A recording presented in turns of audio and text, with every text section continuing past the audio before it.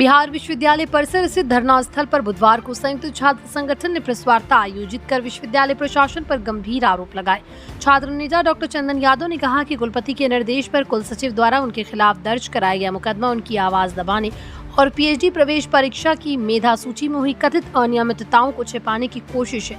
उन्होंने कहा कि छात्र संगठन के विरोध के बाद विश्वविद्यालय ने संशोधित मेधा सूची जारी की, लेकिन विज्ञापित सभी सीटों के अनुरूप सूची प्रकाशित नहीं की गई। चंदन यादव ने आरोप लगाया कि इस संबंध में कुलपति से मिलने पर उनकी मांगों को खारिज कर दिया गया और आंदोलन की चेतावनी देने पर एफआईआर दर्ज कराने की बात कही गई। उन्होंने पूरे मामले की निष्पक्ष जांच की मांग की। प्रेस वार्ता में छात्र लोजपा के विश्वविद्यालय अध्यक्ष चंदन पासवान और एनएसयूआई जिला अध्यक्ष आदित्य कुमार करण ने भी छात्र हितों के लिए आंदोलन जारी रखने की बात कही। ये रिजल्ट काट करके रिजल्ट इसमें दिया है, वन थर्ड काट के दिया गया रिजल्ट। हम लोग इसी के, आप सबको मालूम ही होगा, हम संयुक्त छात्र संगठन के द्वारा विगत 1 महीनों से, जब से पेट 23-24 का मेधा सूची विश्वविद्यालय प्रशासन के द्वारा जारी किया गया, उसके पश्चात से ही हम लोगों ने उस मेधा सूची का सब्जेक्ट बाई सब्जेक्ट स्टडी करके और जो भी उसमें त्रुटियां थी आवेदन ड्राफ्ट किया और कुलपति महोदय से लेकर कमिश्नर साहब से लेकर शिक्षा सचिव से लेकर राजभवन तक हम लोगों ने देने का काम किया। जो ये मेरिट लिस्ट सही नहीं है, इसमें रोस्टर नियमावली का अनुपालन नहीं हुआ, साथ ही साथ मेधावी छात्रों के साथ भी न्याय नहीं हुआ है, ये त्रुटिपूर्ण मेधा सूची है, ये कुलपति मानने को तैयार नहीं थे।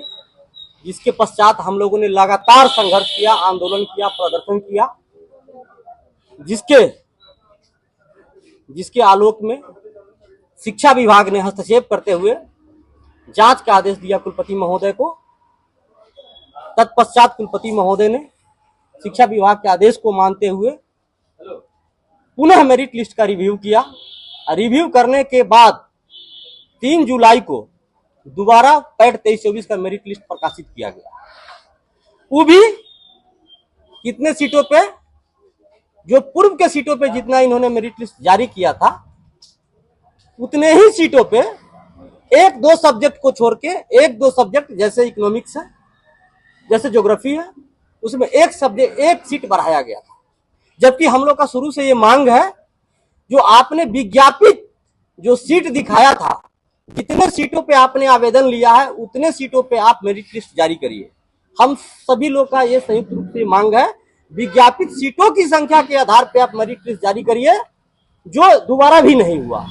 इसी कड़ी में हम लोग 4 तारीख को एक आवेदन लेकर संयुक्त छात्र संगठन के सभी साथी हम लोग कुलपति महोदय के ऑफिस पहुंचे, जहां हमने ये आवेदन रिसीव कराया और वहां जो उपस्थित कर्मी है उनसे जानना चाहा, कुलपति महोदय से मिलना है, समय चाहिए। वो बोले सर यहाँ नहीं है, मिलना है तो आप उनके आवासीय कार्यालय चले जाइए। हम लोग यहाँ से निकल के उनके आवास के पास गए, वहाँ गार्ड था, हमने कहा जाके सर को बताइए हम लोग मिलने आए हैं। गार्ड बताया, वो 2 आदमी को ही अलाउ किए, 2 आदमी ही अंदर आए। तो मैं और मेरे साथ ज्योग्राफी विभाग का ये गोल्ड मेडलिस्ट टॉपर रहा ये लड़का अविनाश, ये 2 आदमी हम लोग अंदर गए। कुलपति महोदय से वार्ता हुई, हमने कहा सर आपने मेरिट लिस्ट को संशोधित किया है, मैं इसके लिए धन्यवाद देता हूं, लेकिन साथ ही साथ हमारी जो मांग पूर्व से रही है वो मांग अभी भी अधूरा है। हमारी मांग है विज्ञापित सीटों की संख्या के आधार पर आप मेरिट लिस्ट जारी करिए, जो नहीं है। सीटों में कटौती क्यों की गई?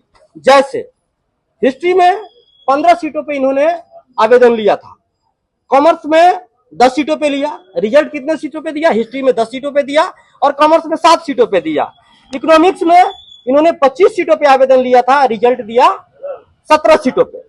ज्योग्राफी में 7 सीटों पे इन्होंने आवेदन लिया, 4 सीटों पे मेरिट लिस्ट जारी किया है। मेरा कहना है देश में कोई ऐसा एग्जाम है जहां आवेदन जितनी सीटों पे लिया जाता है उसमें 1/3 सीट को आप रिजर्व रख के और मेरिट लिस्ट जारी करते हैं? ऐसा है क्या? जबकि पीएचडी रेगुलेशन कहीं से भी ये नहीं कहता है जो आप मेरिट लिस्ट जारी करते समय 1/3 सीट को आप रिजर्व रखेंगे।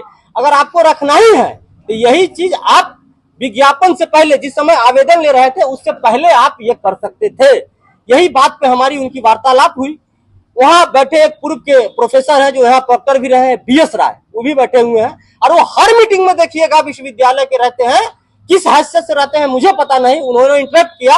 मैंने स्पष्ट उनको कहा आप इस बीच में मत बोलिए, आप नहीं बोल सकते क्योंकि मैं चेयर से बात कर रहा हूं। मैं माननीय कुलपति महोदय से बात करने आया हूं और हमारी मांग जायज है। कुलपति महोदय ने स्पष्ट कहा जो हमको जो संशोधन करना है कर दिया, अब आप इसमें मैं कोई संशोधन नहीं करूंगा, आप लोग को जहां जाना है जाइए। हम बोले सर जाना कहीं नहीं है, आपसे मिलने आया हूं और नहीं आप ऐसा करेंगे तो हम लोग विधिवत तरीके से, संवैधानिक तरीके से, लोकतांत्रिक तरीके से आंदोलन करेंगे। वो बोले आप स्वतंत्र है, राजभवन आपको देखा ही हुआ है, आप लोग तो गए ही थे। हम बोले गए तभी ना रिजल्ट में संशोधन किया आपने, नहीं तो उससे पहले भी नहीं आप मान रहे तो जो रिजल्ट में गड़बड़ी है। आपने ही दोबारा मेरिट लिस्ट जारी किया है, उसमें 18 रिजल्ट बदल गया। मतलब यह है, साफ है, जो पूर्व में गड़बड़ियां हुई थी इसकी जिम्मेवारी कौन लेगा? जो पदाधिकारी इसमें दोषी है उस पर कठोर कार्रवाई होनी चाहिए, आपकी ओर से सुनिश्चित होनी चाहिए। कौन उसमें पदाधिकारी रहे हैं, किन पे कार्रवाई होनी चाहिए, आप इसको नोटिफाई करें। और दूसरा जो हमारी मांग है उसको आप पूरा करें। उन्होंने कहा ऐसा नहीं होगा, हमने ये कहा तो मैं कंटिन्यू इन चीजों को लेके मेरिट लिस्ट में सुधार के लिए आंदोलन करूंगा। उसी समय वो बोले तो मैं केस करूंगा। हम बोले केस करना है तो आप कर लीजिए, मैं छात्र हितों के लिए लड़ाई छोड़ूंगा नहीं, मैं जारी रखूंगा। यही कह के हम लोग वहां से निकले। उसके पश्चात कल होके मुझे पता चला, थाने से फोन आया कुलपति महोदय के द्वारा, उनके आदेश पर कुल सचिव महोदय के द्वारा मेरे खिलाफ कैंपस थाना में एफआईआर दर्ज किया गया। उसमें स्पष्ट रूप से यही मेंशन है एफआईआर में कि बिना परमिशन के उनके हम आवासीय कार्यालय पहुंचे और उनके साथ बदतमीजी की। अगर बदतमीजी की है तो सीसीटीवी कैमरा है, वहां चेक करा लिया जाए। और जब कुलपति महोदय के बिना परमिशन के मैं आवास में गया तो उनके गार्ड क्या कर रहे थे? इतने जो ये समांतर सिक्योरिटी कंपनी के द्वारा जो गार्ड यहाँ पे है, वो लोग तो ऑलरेडी उनके गेट पे तैनात है। वो लोग क्या कर रहे थे? मेरे गार्ड से झड़प होनी चाहिए थी, मेरे उनके जो ये सरकारी गार्ड है उनसे भी झड़प होनी चाहिए थी। ऐसा तो कुछ नहीं हुआ, अगर होगा तो सीसीटीवी फुटेज में हुआ। उनके बुलाने पे मैं अंदर गया। जब मैं ये कहा अगर आप नहीं मानिएगा रेगुलेशन को तो मैं आपके खिलाफ आंदोलन करूंगा, इसलिए उन्होंने बाइनम मेरे पे एफआईआर कराया, सिर्फ इसलिए क्योंकि इस आंदोलन को दबाया जा सके, छात्रों के मेधा का गला घोटा जा सके। ये मैं किसी कीमत पे होने नहीं दूंगा।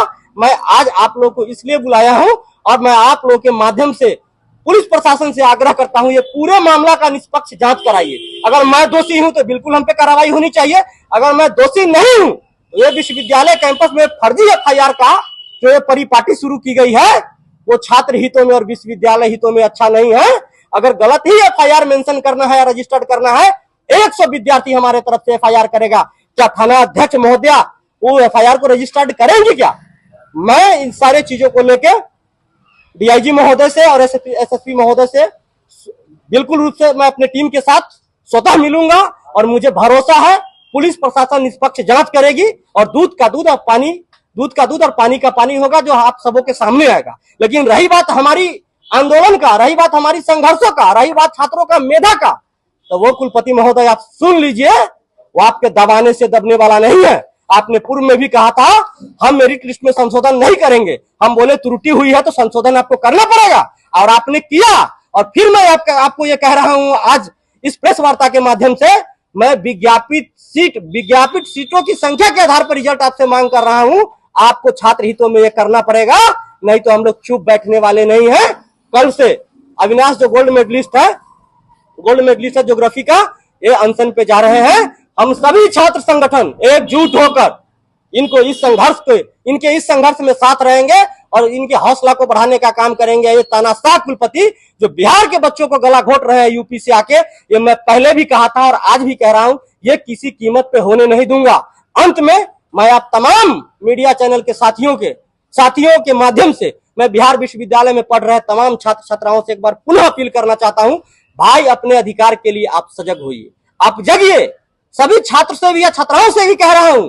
एक मामला और है जो मैं उस पर बाद में प्रकाश डालूंगा, लेकिन संक्षेप में आप लोगों से कहना चाहता हूं, बिहार सरकार ने घोषणा किया किसी भी प्रकार का, सभी वर्ग के महिलाओं का किसी भी प्रकार का हायर एजुकेशन में किसी भी प्रकार का शुल्क नहीं लगेगा और न ही SC/ST के लड़कों को लगेगा।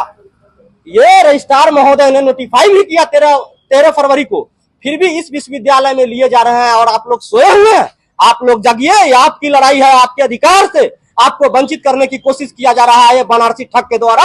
इस ठग को यहाँ से खदेड़ना है संवैधानिक तरीके से और अपने अधिकार को